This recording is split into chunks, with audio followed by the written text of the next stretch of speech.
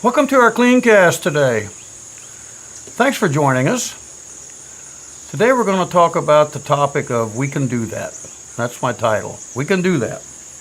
You ever been asked by a customer to provide a service that maybe isn't in your regular span, your regular repertoire of services that you normally provide? What was your answer? We don't do that? Or you say, I'll see how we can get it done, or do you just say we can do that? I have a client that has a company credo, and the standard credo, and in fact they have it plastered on their vehicles. We can do that. You see, he feels that the more he can do for his customers, the more difficult it is for them to replace him for things like maybe missing a trash can or missing two trash cans in a building or whatever, or an empty dispenser, a towel dispenser that was not filled last night. You see, he's right, isn't he? If you're doing multiple services for that customer, all of a sudden that trash can missed last night doesn't become the major issue.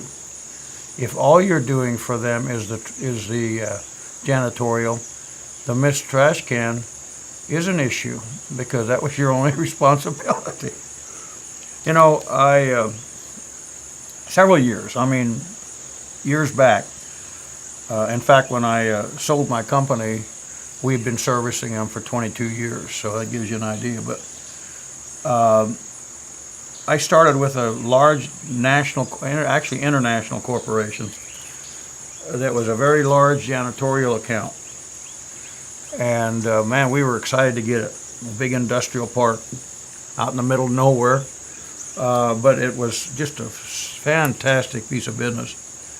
And they were fantastic people to work with. But you know, over the years, as we developed a relationship, we pretty soon were doing concrete coatings for them. We did their mat rental service.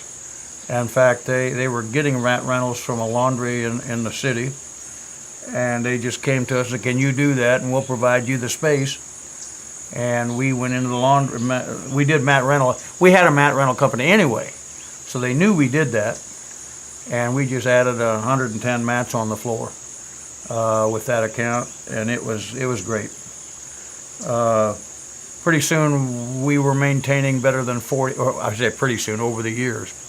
We were maintaining over 40 acres of landscaping, which meant that we were mowing the grass, we were trimming the shrubs, we were planting the flowers by the corporate president's window so he could see them. We were doing parking lot striping for them, parking lot sweeping, snow clearing.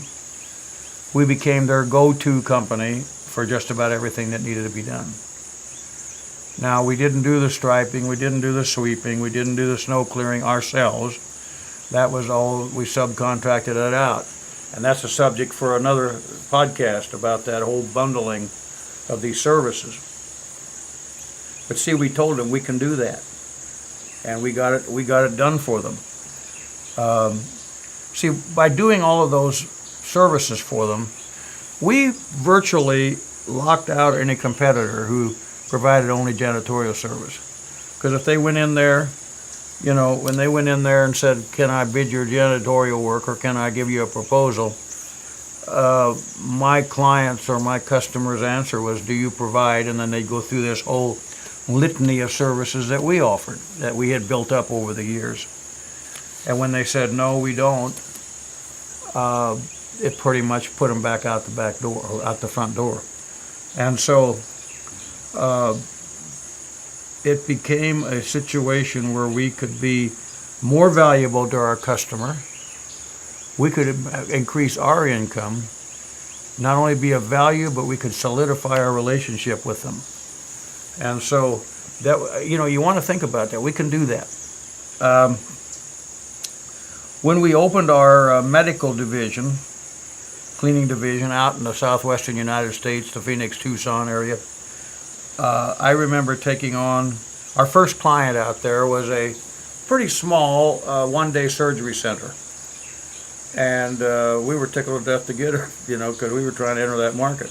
we had a great reputation where we were in the Midwest, but this was our entree into that market. So we got the account, and it wasn't maybe 2 weeks into it, and we walked in one day, and the signage on the outside of the building that they'd hung, beautiful wooden signage indicating who the doctors were and all, had fallen to the ground. And my manager, bless his heart, walked in and said, "You want us to put up a sign? We can do that." "You can do that?" "Yeah." And so we could do that. And we at that time had already invested in a part-time kind of handyman. We'd go around and put in washers and leaky faucets and things like that for our clients. So we were the go-to.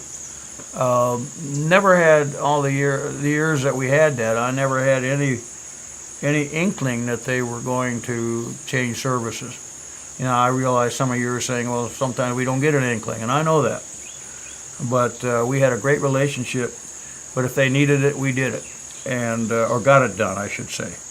Some of the other services that we operated in, and I had a client that bought 2 new forklifts. And when he tried to get the budget from corporate headquarters in the East, they said, "We have no budget for the operators. We only had the budget for the forklifts." Yeah.